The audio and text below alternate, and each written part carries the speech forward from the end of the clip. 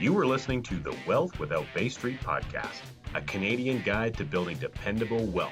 Join your hosts, Richard Canfield and Jayson Lowe, as they unlock the secrets to creating financial peace of mind in an uncertain world. Discover the strategies and mindsets to a financial future that you can bank on.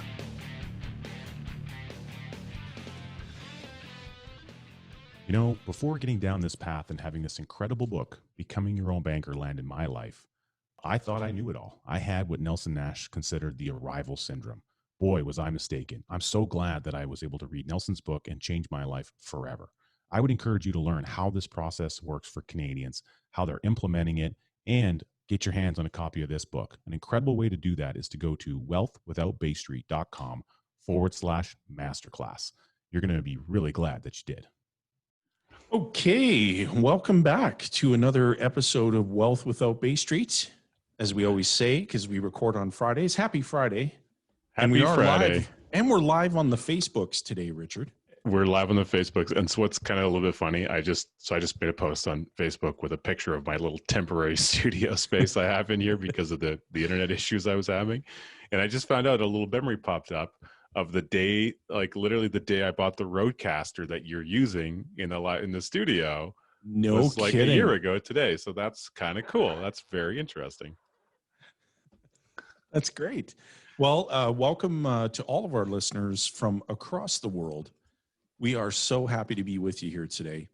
And today's topic is the perfect investment. Now,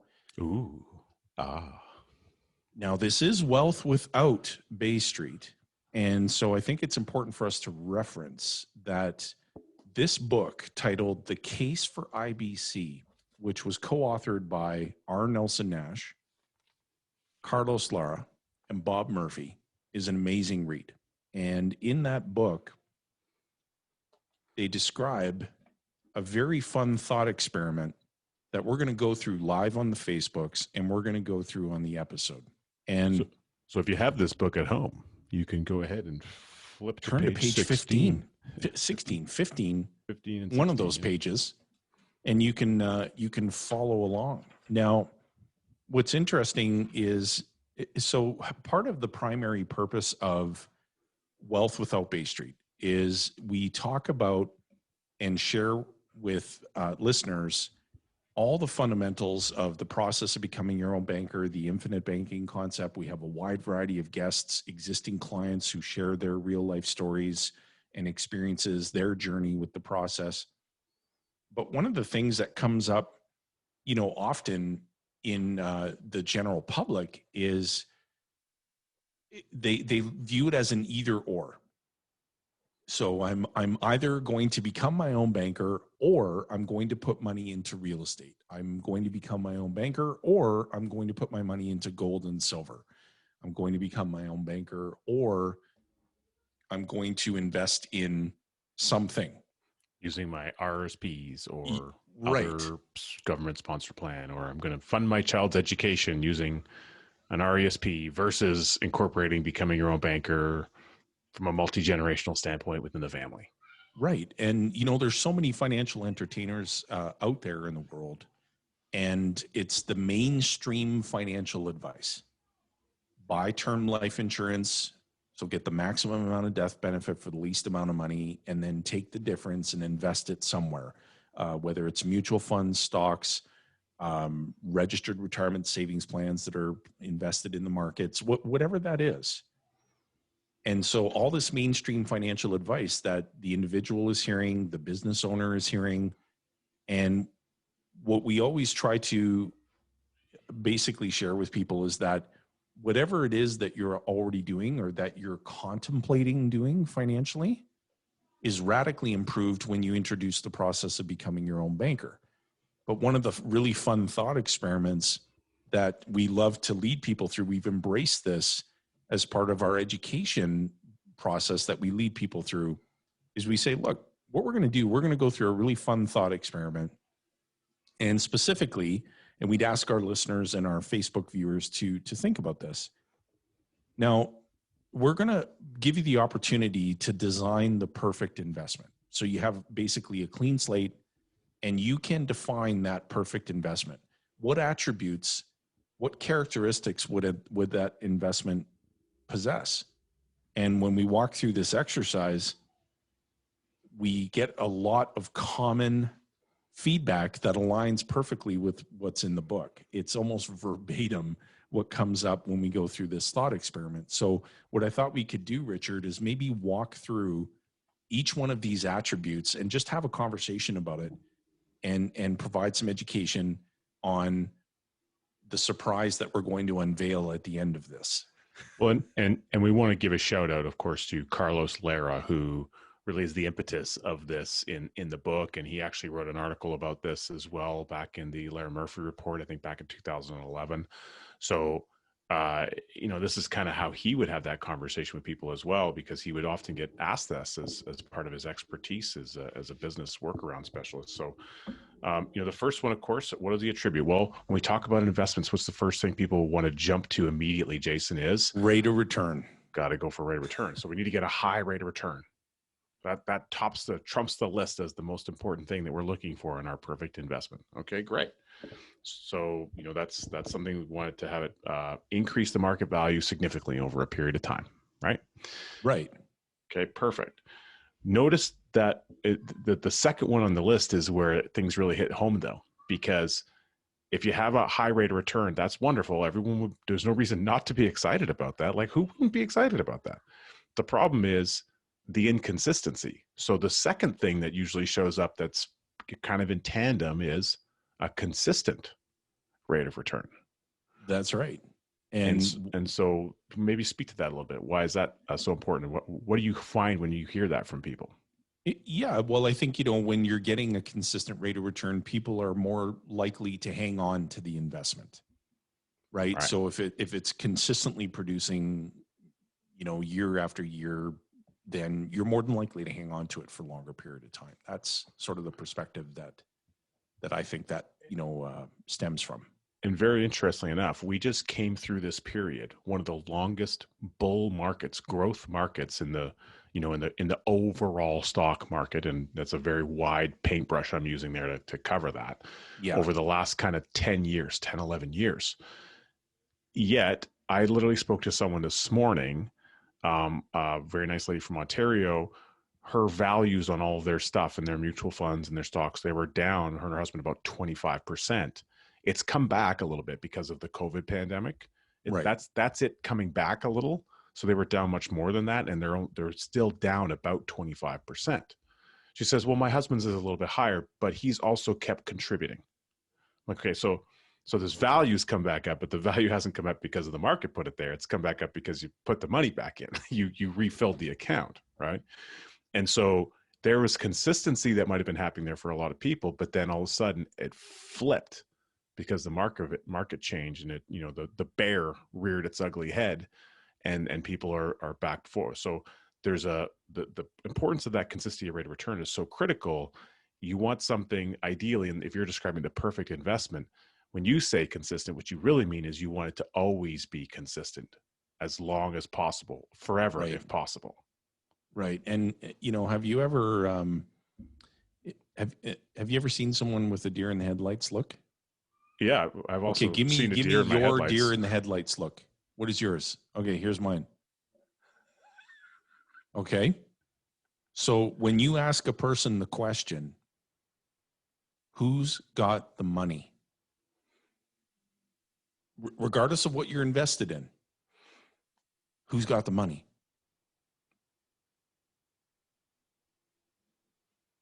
Takes a moment to process, because it's a question that nobody's asked them before.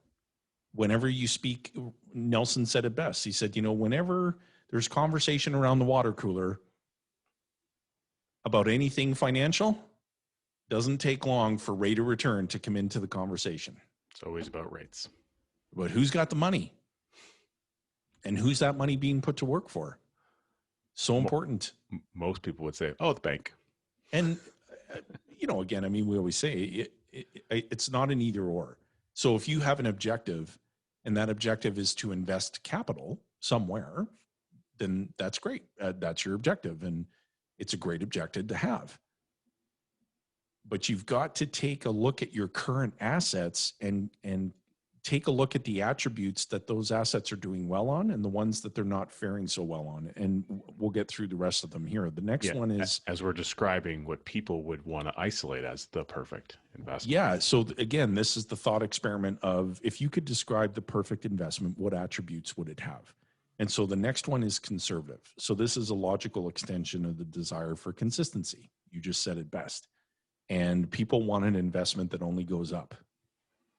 And when the lever goes the other way, what does that create for people? It creates a sense of fear, unease, uncertainty, stress, high level of stress.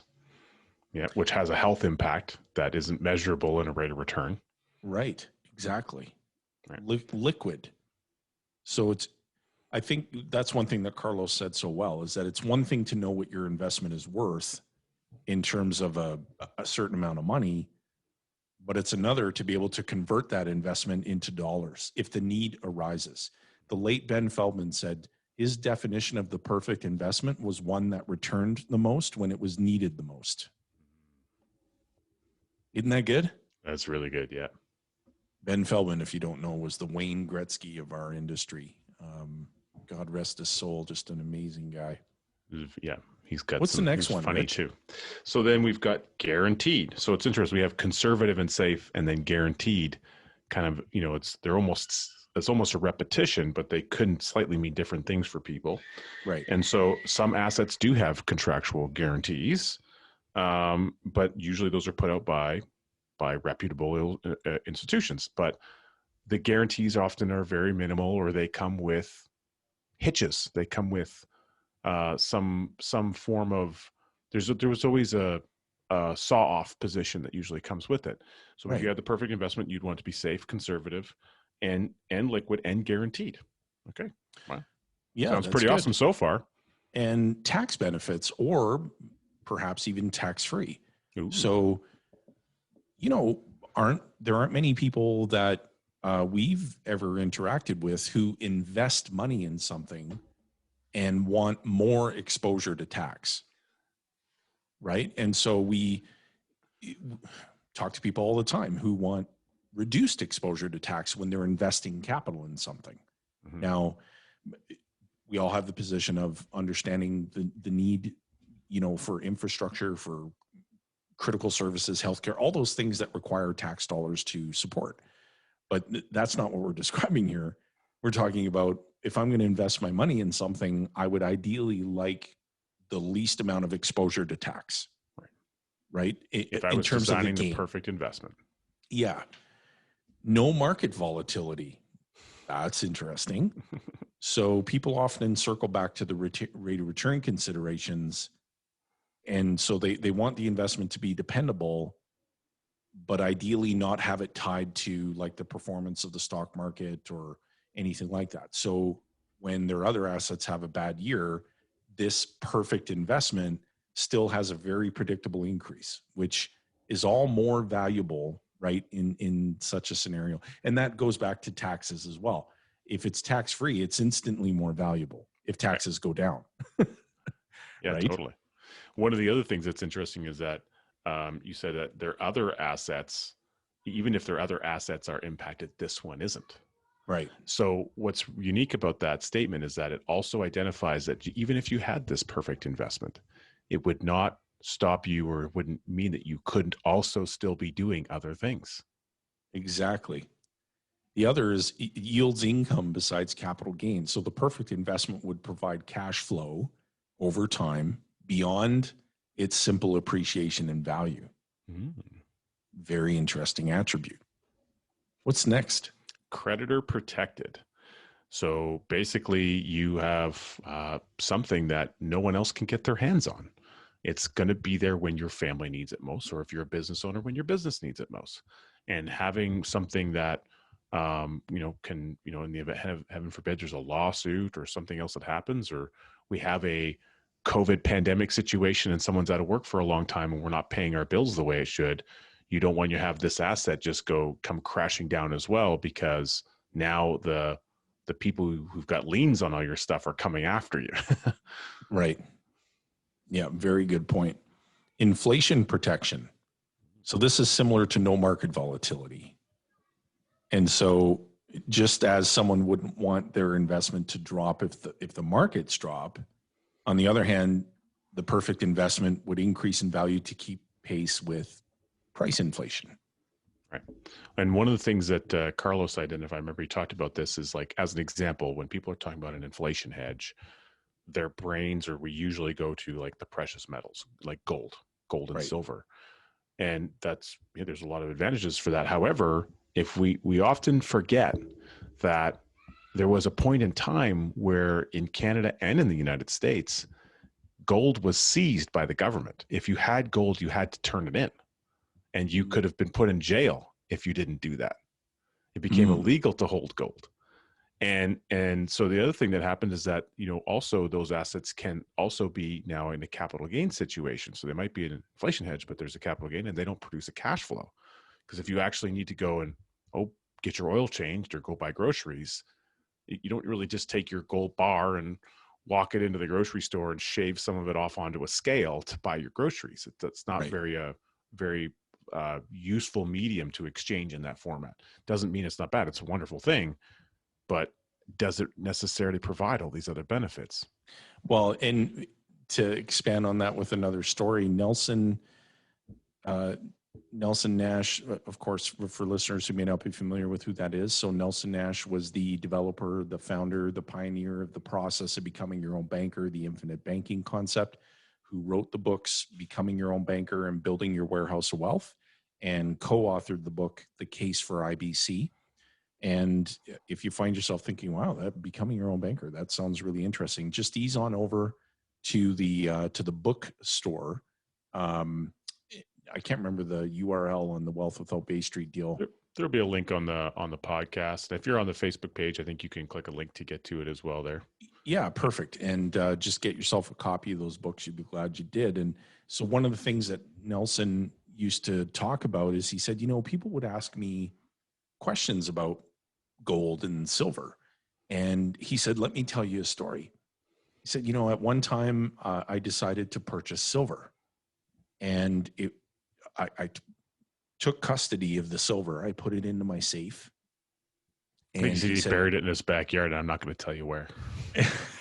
And he said, prior to doing this, so him and a few business partners, they had leased basically some land to, they were receiving a residual stream of income. It was off I think it was a cell phone tower. Yeah, it was from a telecom company. Telephone tower. And because they had used the land, they were cutting a check every single year in like August. They would get this check. Partners. Yeah. And he said, man, it was so nice that time of year. You open the mailbox, there's the check. You take it down to the bank. Like $4,000 or something. You got money. And then they got rid of the lease. He goes out and buys silver. And he said, I opened that vault every August. There was no check in there. Right? So liquidity, and that leads me into the next one, which is control. So when you invest money in anything, you have to hand control of your money over to someone else. And so the moment you do that, you're absent of control. Someone else has the money, you've made the investment, but you now have no control. And what the perfect investment would provide in the way of attribute is total and absolute control. And that ties, directly back to liquidity, where, you may have money tied into something else. But I'll give you an example. I was on a conversation with a gentleman yesterday, it was the other day, and he had just saved up, did a great job saving up a good amount of capital, like about $150,000. And he went and he transferred that to go and make a deposit, not a down payment, a deposit on a pre-built condominium in the Toronto marketplace. And great, great that he's got a couple of them. He's done very well with it. Everything seems to be going well, and and that sort of thing. However, he transferred that control over into something to the developer, and he doesn't have title to anything yet. And now, have we seen developers, real estate developers, certainly in the Alberta marketplace, just kind of disappear and not finish those projects before, Jayson? Oh, yeah. Oh, yeah. Yeah. And a lot of people don't get those deposits back. Now, let's assume everything goes well, and he finally 3 years later, he's going to have access to this title of a condo, and he can start renting it and creating cash flow, and maybe it'll have gone up in value, but he has no way to get that money back, and there's no capacity. If he needed it to go, and he lost his job and he needed it now to support his income, it's gone. And so again, that control liquidity component, those things are interlinked for the most part. Very, very good points. The next is transferable. So the perfect investment, ideally, you'd be able to easily transfer ownership to someone else. What's next? Easy to manage. Boy, so far I think we got a bit of a pipe dream on this list here, but easy to manage. So there shouldn't be a big learning curve to figuring out how to make decisions around the perfect investment. In other words, you don't have to watch the stock ticker every single day. You don't have to, call your realtor and your mortgage broker every day to figure out what's going on in the real estate market, et cetera, et cetera. Right. And so you want to have control, but you don't necessarily want to have control that comes with headaches, because you still want to have a simple and easy life. Interesting. Okay. No hidden fees or penalties. So those don't exist in the financial marketplace, Jay. Oh goodness, no. So in the perfect investment, it'd be really transparent, right? So the owner is never surprised by money taken off the top, because so many people have been burned, without having an understanding. For our listeners, if you have mutual funds, if you have whether they're registered or not registered, can you articulate the fees in the account? Do you know what that is? And are those fees paid on the entire account balance or just the gain? Something really important to think about. And further to that, is there anything that happens when you want to go and exit? Is there anything new or new fees or new things that come up or penalties when you want to exit your capital, which goes back to control and liquidity again? Right. Good point. Okay. And next one is reputable. I love the way that Carlos talks about this. He says, usually at this point, we've I've been writing down on a whiteboard or sketching it out. Someone's telling me all these things that they're looking for in the perfect investment. And then they say reputable, or they say like, well, I want it to be like, this is sounding too good to be true at this point. I want to make sure like this is a real deal. This isn't just like some scam going on. Okay. So reputable. Got it. In other words, you want it to be legal, right? Yeah. That'd be good. Yeah, that's it. That's what we want. And private. So the perfect investment, though reputable, would also be private. Your tax person wouldn't be getting, the T5s or the, variety of different tax forms every single year, explaining the performance of it and otherwise telling people about your business. People value their privacy. Mm-hmm. Now, Rich, I don't know what sound effect it is here. Hang on. I'm going to go through them to find it. Okay. There's no such thing as a perfect investment. It doesn't exist. You got lucky on the first try, hit that button. I did, yeah. However, Rich, we have a surprise for people. This list of attributes most closely describes what? Dividend paying, participating whole life insurance.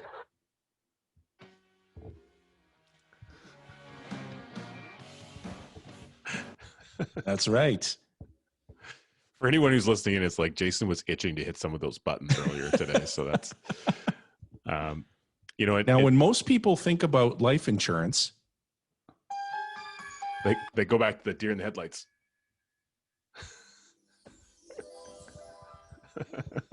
or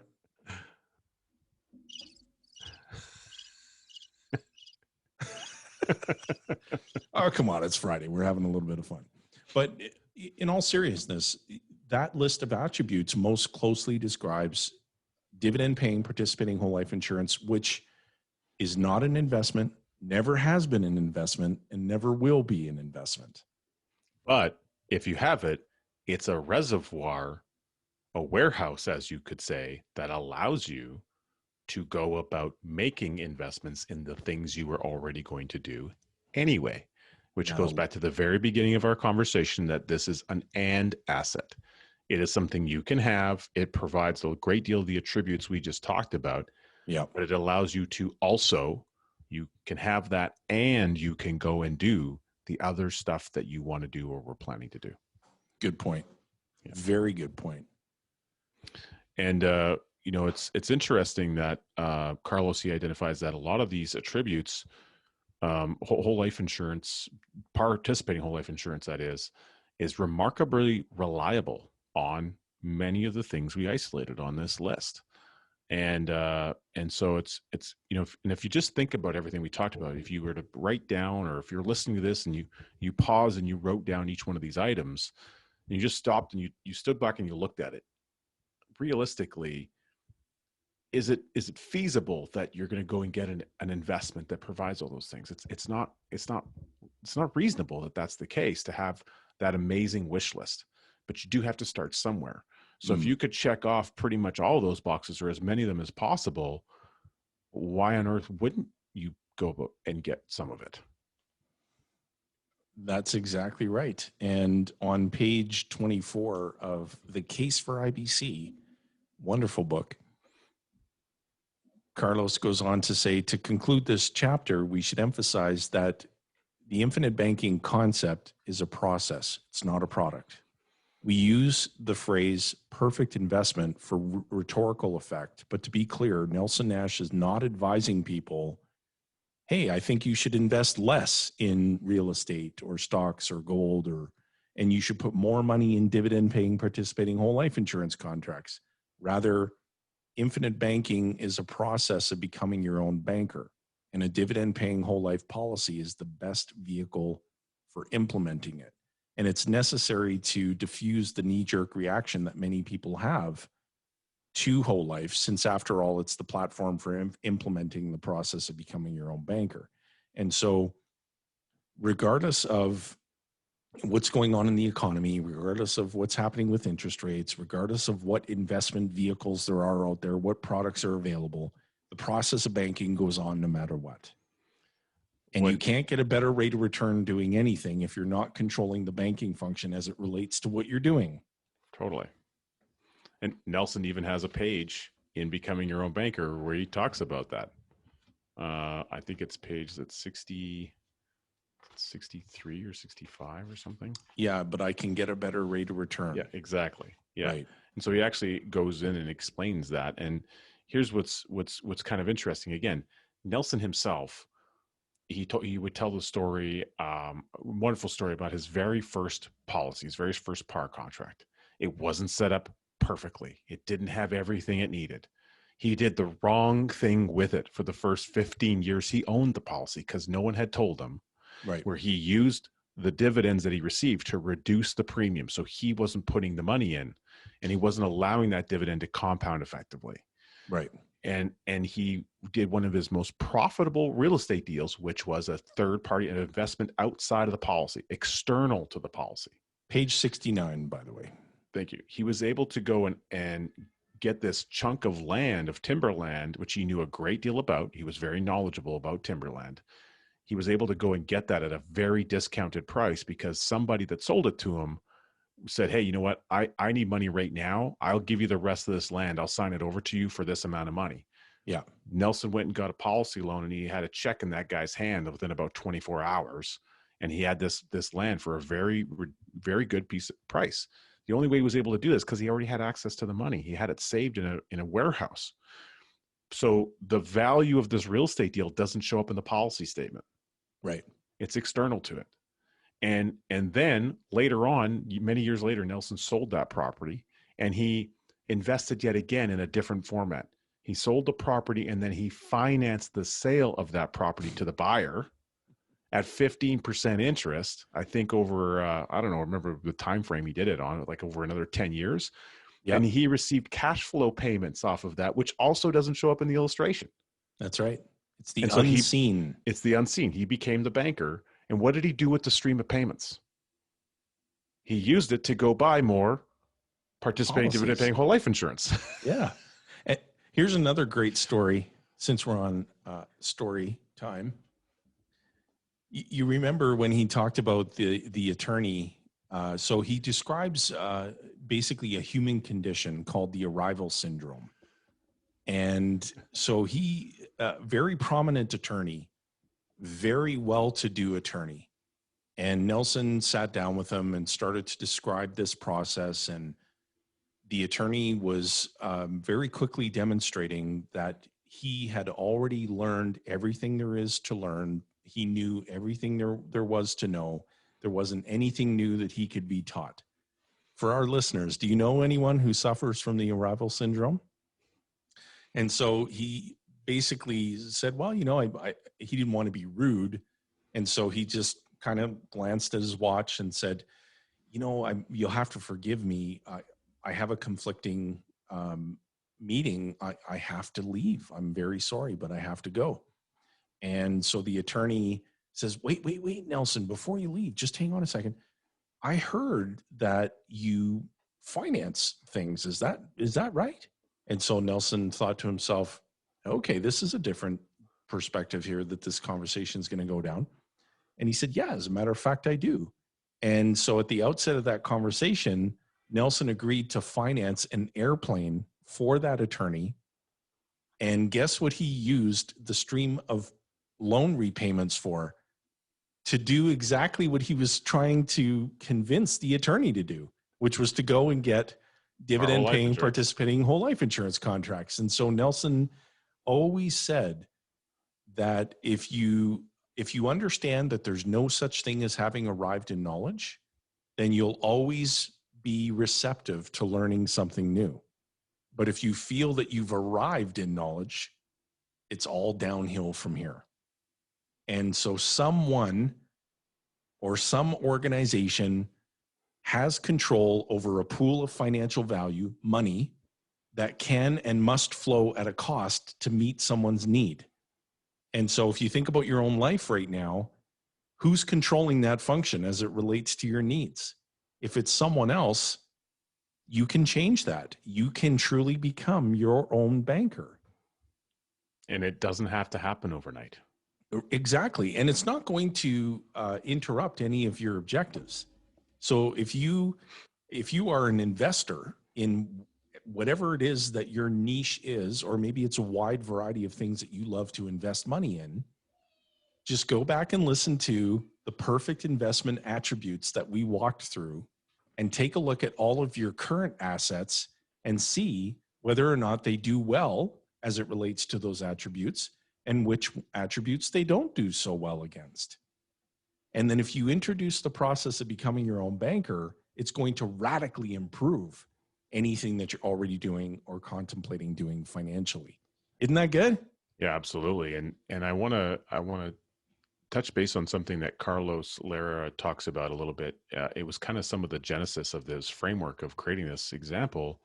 Is there's a gentleman who wrote a number of articles many years ago. His name was Richard Russell, and he was a writer back in the 50s, and he wrote for Time, Newsweek, Money Magazine, all these, the Wall Street Journal, etc. And he published a number of articles there was one titled "Rich Man, Poor Man," and he talked about two individuals, and it was really about isolating the real power of compounding, which people talk about all the time, but they don't. Just because we talk about it, we tend not to fully understand what's really happening and how it actually needs to work, the only way that it can work. And one of the things that he identified is that the power of compounding obviously is very important. It's very effective, but in order for it to be successful, you do need time.